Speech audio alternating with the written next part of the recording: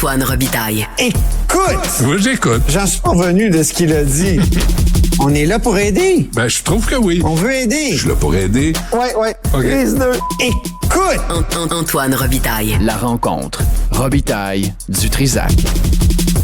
Antoine, bonjour. Oui, bonjour Benoît. Bonjour. Alors, on a appris ça ce matin. Amazon liquide 1700 employés. C'est pas rien, là. Le gouvernement du Québec n'a pas encore reçu l'avis de licenciement. C'est ça qu'a dit la ministre de l'Emploi du Québec. Donc, c'est vraiment troublant. C'est lié probablement à une tentative de syndicalisation. Ça, ce sera jamais admis par le géant Amazon qui, lui, dit que c'est le dernier, finalement, la dernière portion de la livraison là, qu'il réorganise. Mais c'était quand même 1700 emplois, puis j'ai pas encore... On est en train de vérifier. Moi, j'ai l'impression que même le gouvernement du Québec ou l'État du Québec, pour être plus précis, avait aidé Amazon. C'est ces genres de coups de pouce que l'État fait souvent. Est-ce que... Donc, je me demande si on n'a pas mis de l'argent là-dedans. Là. J'ai un souvenir vague. On est en train de vérifier. Ouais. Mais, ça me dit quelque chose aussi. Des subventions à Amazon, ça me dit quelque chose, Antoine. Mais oui, hein? J'ai vérifié ce matin. Sais-tu combien Jeff Bezos fait à la seconde? À la seconde. Ça doit être énorme. 4 000 $ à la seconde. Il vaut 239 milliards de dollars. Je te le dis, Antoine, moi, là, j'étais abonné à Amazon, à Prime, le réseau. Je ferme ça d'ici demain midi. Tout va être fermé. Je te garantis. Là, il faut qu'on mette le pied à terre. Tu sais, combien? 239 milliards, Bezos. Parce qu'il y a des travailleurs qui veulent se syndiquer. C'est odieux. Puis il y a eu plusieurs articles, là, reportages, notamment de Dominique Cambron-Goulet au bureau d'enquête, au journal. Puis c'était pas toujours évident là, de travailler pour Amazon. Là. C'était difficile et c'est normal que ces gens-là veuillent améliorer leurs conditions de travail. Ben oui. Et donc, écoute, c'est pas, comment dire, c'est choquant. Et surtout la manière dont c'est fait. Le gouvernement n'est même pas averti, pas d'avis de licenciement. On va peut-être le recevoir, nous a dit la ministre. Et François Legault a été questionné là-dessus. Et bon, on va écouter sa réponse. OK. 7 entrepôts Amazon fermés. Le Canadien a encore gagné. Oui, ça je sais, mais Deux. Je n'ai pas bu d'orange ce matin. Pas de jus d'orange. Alors, qu'est-ce qui se je passe sais que avec François lui? Legault va parler plus tard. Mais qu'est-ce qui se passe? Antoine, qu'est-ce qui se passe avec François Legault?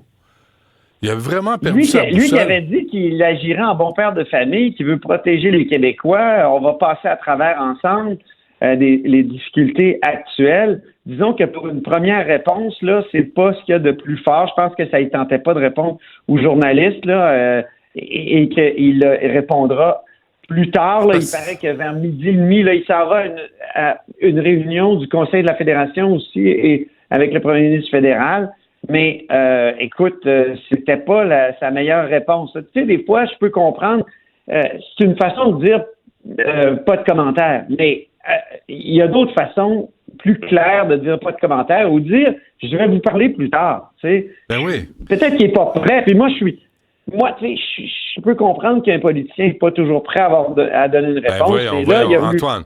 Antoine, oui? Là, hier, il disait... voulait faire une blague, là, hier, mais tu sais, Antoine, c'est pas... hier, il disait, on va protéger les Québécois contre Donald Trump. Oui. Là, tu as 1700 familles qui sont touchés par leur revenu, par Amazon. Il n'y a rien à dire à part le Canadien gagné puis j'ai pas bu mon jus d'orange. Mais qui conseille M. Legault? Oui, c'est peut-être. Ça n'a pas de sens. Peut-être qu'il n'écoute pas ses conseillers aussi, là, je sais pas. Ben, qui m'appelle, je vais le conseiller, moi, parce que c'est indécent ce qu'il a répondu.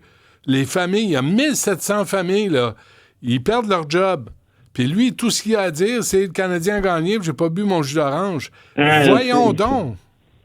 Ouais. En tout cas, c'est fâchant, mais écoute, je donne la chance au coureur, là. Il va s'exprimer tout à l'heure. J'espère. Peut-être qu'il sera plus clair, qu'il y aura quelque chose de plus substantiel à dire.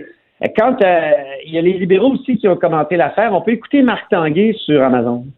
Le gouvernement devrait arrêter d'acheter sur Amazon. Le gouvernement devrait donner l'exemple et arrêter d'acheter sur Amazon avec les fonds publics. Et au premier titre, je reviens là-dessus. Moi, je m'attends que dans les prochaines minutes, pas dans les prochaines heures, François Legault se ressaisisse, soit le premier ministre de tous les Québécoises et Québécois, notamment des 1700 familles qui ont eu une nouvelle catastrophique, catastrophique. Son insensibilité ce matin à François Legault, est excessivement troublante. Je suis tellement d'accord avec M. Tanguay, c'est rare que ça arrive. Mais c'est vrai, et le gouvernement devrait cesser toute commande d'Amazon, mais drette là. Ouais. Là, il y a comme un vaste mouvement, je trouve, et je le sens, là, de boycott, une tentation du boycott. Je la comprends, cette tentation-là. Tout à fait.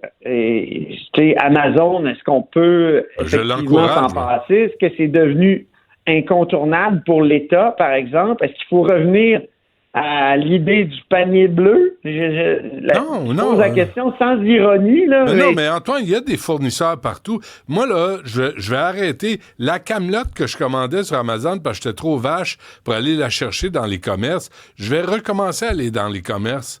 Puis je vais recommencer à les magasiner, même si j'haïs ça pour mourir. Mais c'est pas vrai qu'on va encourager des crapules comme Bezos, multimilliardaires, qui ferment qui terminent des emplois parce que les gens veulent se syndiquer. C'est scandaleux. Et que le gouvernement les encourage à continuer à avoir de faire des commandes avec Amazon, c'est débile. C'est pas juste scandaleux, c'est profondément débile. Et là, oui... J'ai hâte de voir si on n'a pas aidé Amazon à s'installer ici. Ouais, non, ça serait quelque chose. Combien de fois on a aidé des entreprises milliardaires à s'installer en subventionnant des emplois. Tellement. Alors que souvent, des entreprises québécoises arrivent pas à décoller et puis on leur offre pas d'aide. Ouais. C'est vrai. En tout cas, je sais pas si c'est un mouvement qui va se maintenir. Je sais pas si ça donne quelque chose aussi là, dans l'histoire du commerce, Benoît. Les boycotts, ça n'a jamais vraiment fonctionner. Des fois, au départ, comme tu dis, une réaction de colère, puis à un moment donné, il y a des espèces de commerce qui s'imposent, des réseaux. Là, t'arrives, tu te dis, mon Dieu, j'ai pas le choix, je dois y retourner. Ça veut dire que ça prend des principes. Exemple, pardon? Ça prend des principes. Les Québécois sont pas forts sur les principes. Ils sont forts sur les rabais, les soldes, la facilité. Là, c'est une question de principe. Non, mais on peut faire appel à un esprit un peu plus solidaire des Québécois devant Amazon. Puis d'ailleurs, c'est pas si moins cher, Amazon, que d'aller dans le commerce, là. C'est pas vrai que c'est moins cher. C'est pas vrai. Fait que, tu sais, il faut se déplacer, aller chercher notre camelote, puis on va faire comme dans le bon vieux temps, tu sais. On va sortir chez nous, on va aller magasiner, puis on va revenir à la maison. Puis on va laisser Il faut se retirer aussi du réseau X. Ça, c'est la question qui est lancinante depuis 2 jours dans tous les caucus précessionnels. Puis ce matin, c'est quand même le ministre de la Sécurité informatique, Éric Kerr, qui, tu sais, il a répondu à des questions, c'est quelque chose. Éric Kerr, donc écoutons-le. Il pourrait y avoir une directive qui émane du Conseil des ministres, effectivement. Okay. Là, ce n'est pas ma responsabilité de dire qui utilise, à moins évidemment qu'il y ait un enjeu de sécurité, ce qui n'est pas le cas. Qu'est-ce qui vous met mal à l'aise? Le fait qu'on ait retiré la vérification de faits, personnellement, je veux dire, à un moment donné, je pense qu'on a une responsabilité sociale aussi là, quand on diffuse de l'information. Vous en avez une comme média traditionnel. Je pense que les réseaux sociaux devraient avoir la même éthique. Est-ce que le salut de M. Musk aussi, ça n'ajoute pas une couche au fait que le grand patron de Twitter fasse un salut qui ressemble à un salut nazi, soyons clairs? Écoutez, on s'entend que ce geste-là est absolument questionnable. Là. Je pense que dans notre société, puis avec ce que ça représente, un individu qui fait ça, je pense qu'il y a un manque de conscience assez évident. Là. Hey, ça, c'est une question niaiseuse. Là. Je sais pas de qui ça vient. Mais Taylor Swift, il y a des photos de Taylor Swift qui a le bras nazi aussi. On le sait bien que c'est pas un salut nazi. On le sait bien. Il y a des photos de... Ça, c'est niaisud. Je suis d'accord avec toi, Benoît, mais Puis c'est pas pour défendre Musk là, que je trouve qu'il y a des côtés cinglés, puis j'aime pas quand il appuie l'extrême droite en Allemagne, c'est pas de ses affaires, tout ça. Mais là, de faire un lien avec ce geste-là, qui était bizarre, là, mais est-ce qu'il a vraiment voulu être hitlérien? J'ai pas cette impression-là, puis il y a mon ami, le maire de Québec, là, qui a fait une petite blague autour de ça. Je trouve qu'il s'est égaré un peu en disant que, en voulant dire qu'il était contre la haine. Mais oui, mais est-ce que c'est vraiment ça qu'Elon Musk a voulu faire? C'était quoi le signe? C'était quoi le geste? Attendons-nous à ce qui est explicite Exactement. chez les gens. Puis au vrai contenu. C'était quoi le geste de Céline? Quand, elle se tapait sa poitrine puis elle envoyait... Je disais, si tu prends ça, là... n'importe qui peut avoir l'air de...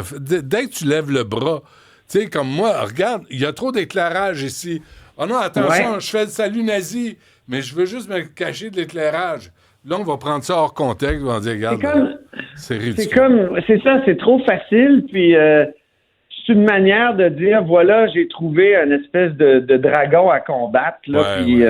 c'est facile. C'est niaiseux. Mais je veux pas qu'on perde le focus sur est-ce qu'il faut boycotter les Américains? Et là, François Legault, hier, il est comme revenu sur son idée d'achat chez nous. Est-ce qu'il faut favoriser l'achat chez nous? Il faudrait se demander à chaque fois qu'on consomme, est-ce que ça vient des États-Unis? Est-ce qu'on est obligé, a-t-il dit, de boire du vin californien? Et d'ailleurs, la question a été posée, puis on n'a pas eu de réponse. Est-ce que la Société des alcools devrait boycotter le vin californien? Les fruits et légumes aussi. Legault, il a insisté sur la capacité de manger d'autres choses que des fruits et légumes américains. Ça va loin. Est-ce que ça fonctionne? Moi, je te dis, je doute toujours du fonctionnement ou des effets des boycotts. Mais il faut qu'il y ait une option pour les consommateurs. Je veux bien, monsieur Legault peut-être devrait en manger un peu plus de fruits et légumes parce qu'on va pas se mettre à manger des chips. Parce que, à un moment donné, là, il faut que tu vas au supermarché. Ça dépend. Faut que ça soit des chips faits au Québec. Ben oui, peut-être, mais ça reste des patates, mais c'est pas la meilleure affaire pour la santé. C'est quoi le plan de match? Moi, je disais ça à Mario ce matin. Je veux pas qu'on me dise on va vous protéger. Je veux pas d'un petit mononcle qui va nous dire on va vous protéger. Moi, je veux un plan de match. Je veux savoir c'est quoi les options. Je veux savoir qu'est-ce qu'on va faire ensemble pour se mesurer aux pressions américaines. Mais tu sais, on va vous protéger. Boycotter les Américains, est-ce que c'est une réponse, selon toi? En fonction de quoi? Qu'est-ce que tu veux faire? Parce que là, tu dis Amazon, il faudrait les boycotter. Moi, je vais le faire. Demain, je ferme mon compte. Je vous le dis. Là. Déjà, tu n'es plus sur X? Oui, je suis sur X, mais comme touriste. Je m'implique plus. Je vais juste regarder ce qui se passe. Mais j'ai décidé de me retirer de tout ça parce que c'est malsain. C'est juste malsain. Fait que j'ai aucun mérite. Là. C'est juste que je suis écœuré de ce monde-là. Mais là, Amazon, notre façon de consommer, si François Legault veut qu'on consomme des fruits et légumes autres que ceux des États-Unis, il faut qu'il y en ait sur des tablettes. C'est quoi les ententes qu'on fait?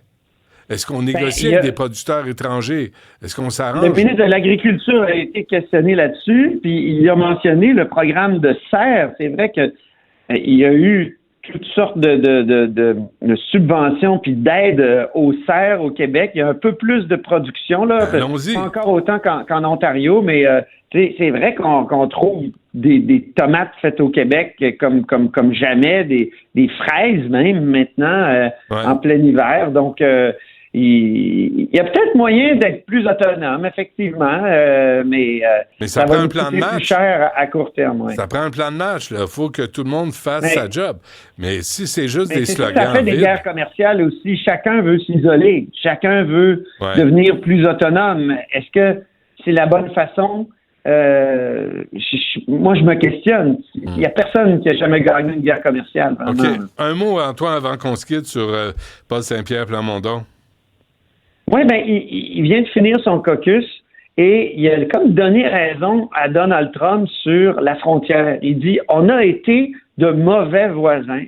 Il a parlé de 600 morts par surdose au Québec, dont plusieurs par fentanyl. Donc, il dit, oui, la frontière est poreuse. Ça fait longtemps que le Parti québécois, dit-il, le rappelle à François Legault puis au fédéral. Il faut durcir les peines aussi.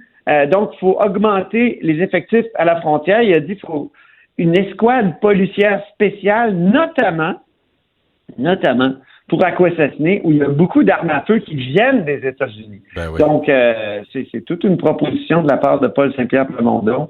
Et évidemment, il a dit qu'il ne faut pas que la crise actuelle, par contre, serve de paravent à François Legault pour ne pas parler, par exemple, de l'augmentation fulgurante des loyers et aussi des problèmes du système de santé. Et il y a l'impression qu'actuellement, cette crise-là sert de paravent à François Legault pour ne pas parler des autres problèmes et qu'on revient toujours à la question des tarifs.